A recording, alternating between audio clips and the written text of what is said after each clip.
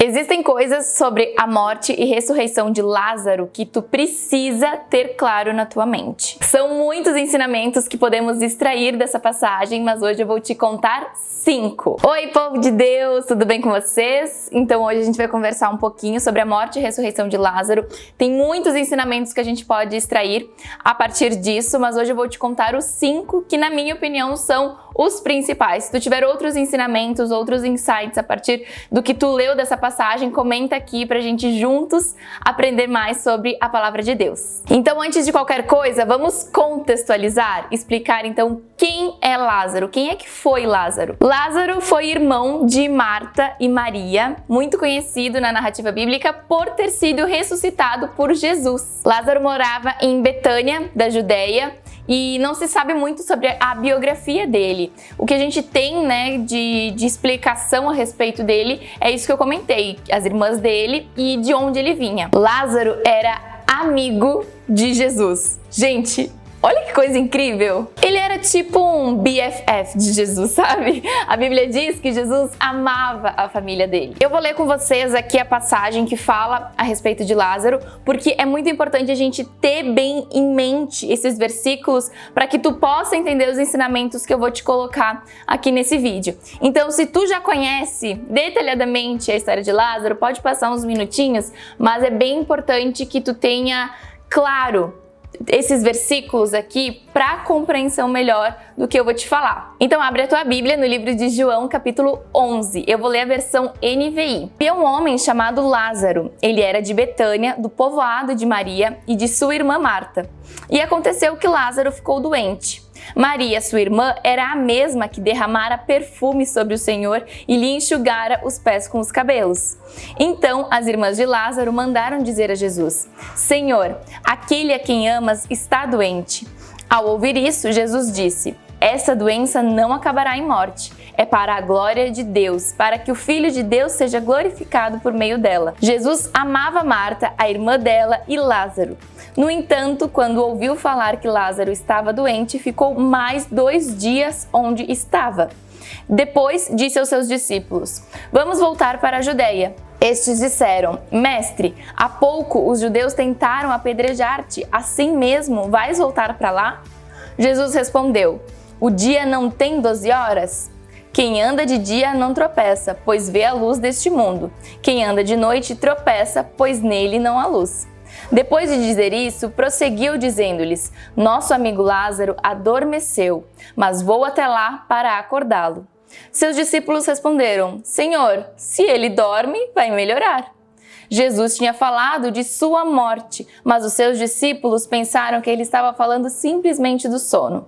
Então lhes disse claramente: Lázaro morreu, e para o bem de vocês estou contente por não ter estado lá, para que vocês creiam, mas vamos até ele. Então Tomé, chamado Dídimo, disse aos outros discípulos: vamos também para morrermos com ele.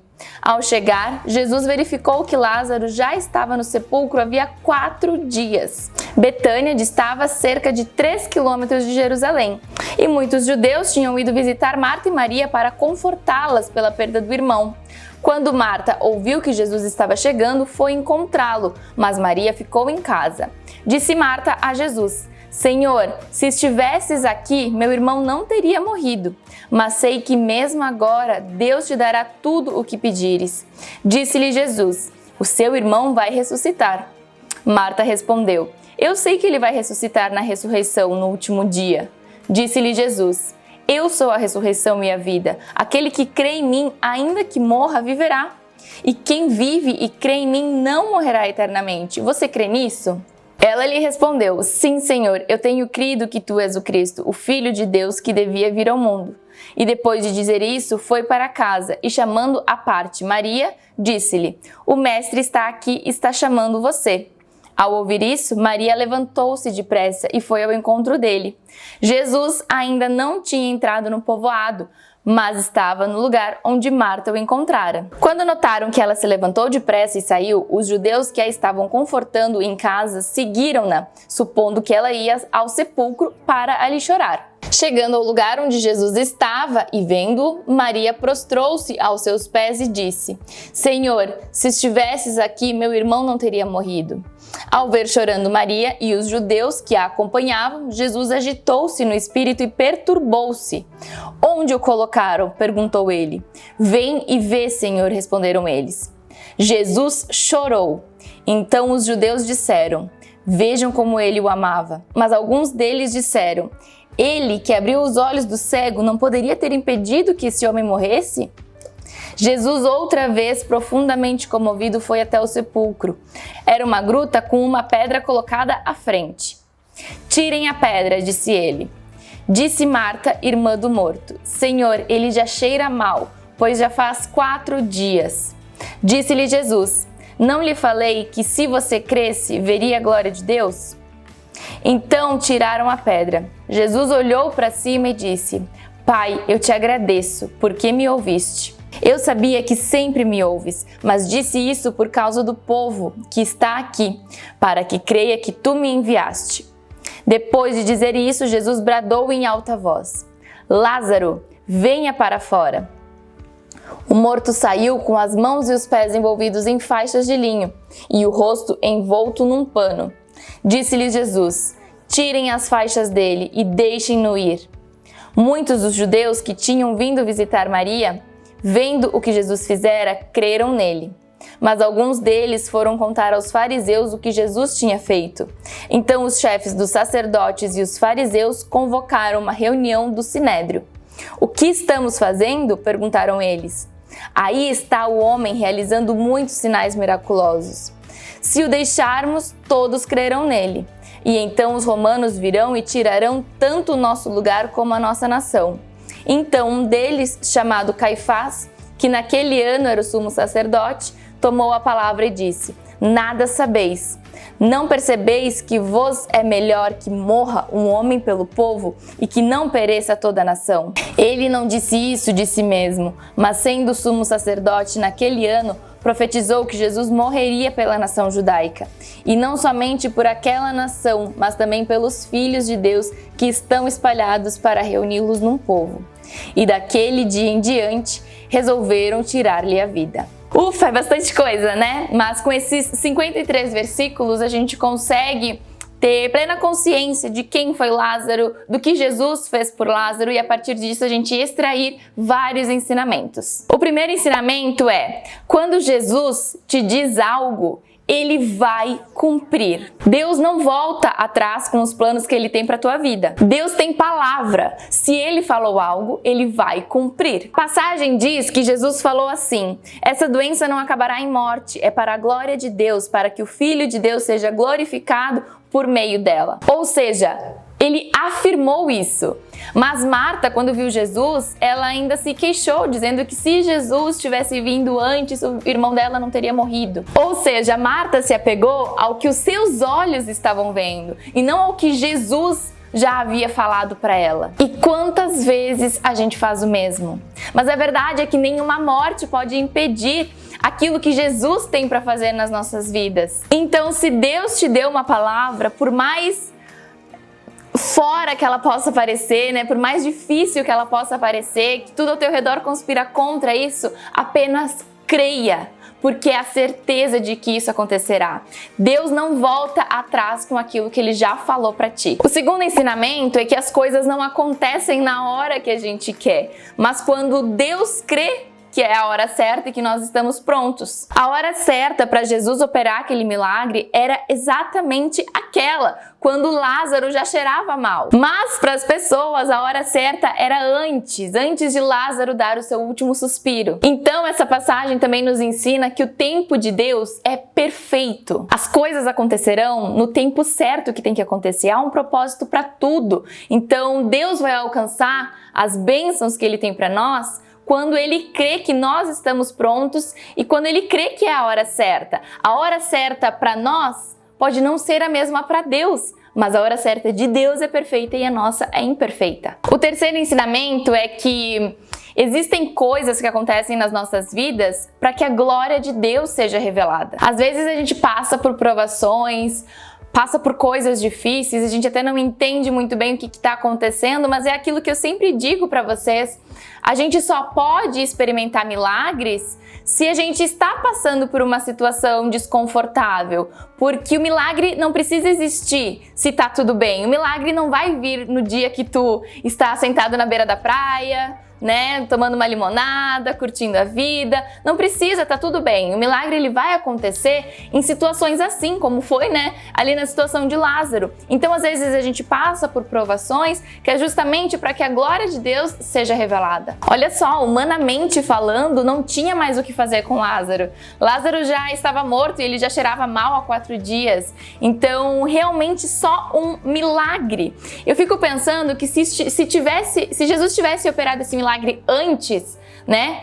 As pessoas achariam alguma brecha para dizer que foi algo natural e não uma intervenção de Jesus, né? Então, se antes do último suspiro de Lázaro, Jesus fosse lá e melhorasse Lázaro, né? Fizesse com que ele ficasse bem, daqui a pouco podia ter gente que ia dizer, ah, não foi por causa de Jesus que ele melhorou, foi por conta do chá que ele tomou antes, foi, né? A gente não sabe exatamente o que estava acontecendo ali naquela situação, nos últimos suspiros de Lázaro, mas pode ser que muitas pessoas encontrassem outras brechas para não dar os créditos a Jesus e com isso muita gente não perceber a sua glória. E eu tenho certeza que a fé de Marta e Maria foi forjada naquele momento. Eu tenho certeza que elas nunca tiveram o mesmo relacionamento que elas tinham antes com Deus. Elas amadureceram, passaram para um outro nível de fé. E muitas coisas nas nossas vidas acontecem para isso, para nossa provação e aprovação, para que a gente possa subir de nível, para que a gente possa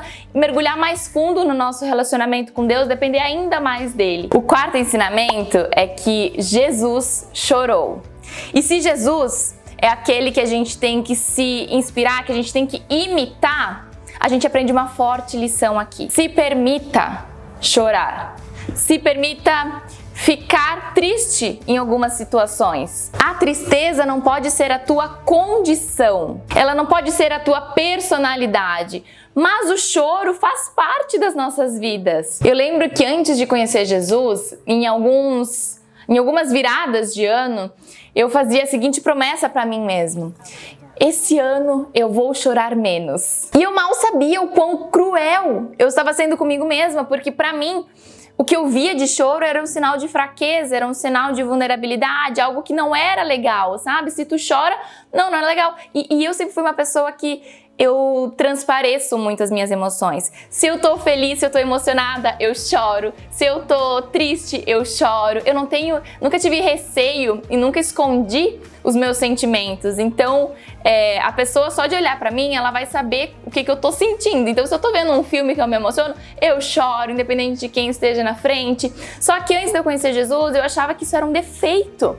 E eu prometia pra mim mesmo, não, esse ano eu vou me controlar mais, eu vou chorar menos. Olha o quanto eu tava me maltratando. Porque o choro é a externalização dos nossos sentimentos. Podemos chorar de alegria, de tristeza, de emoção. Jesus chorou por um tempo, mas a passagem não diz que esse estado de choro e pranto o dominou. A passagem não diz que o choro durou uma semana, um mês. Então, se permita chorar.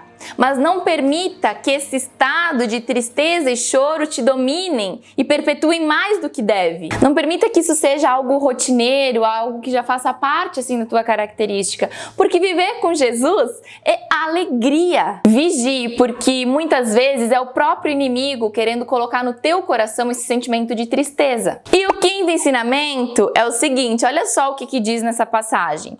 Mas alguns deles disseram: ele que abriu os olhos do cego não poderia ter impedido que esse homem morresse?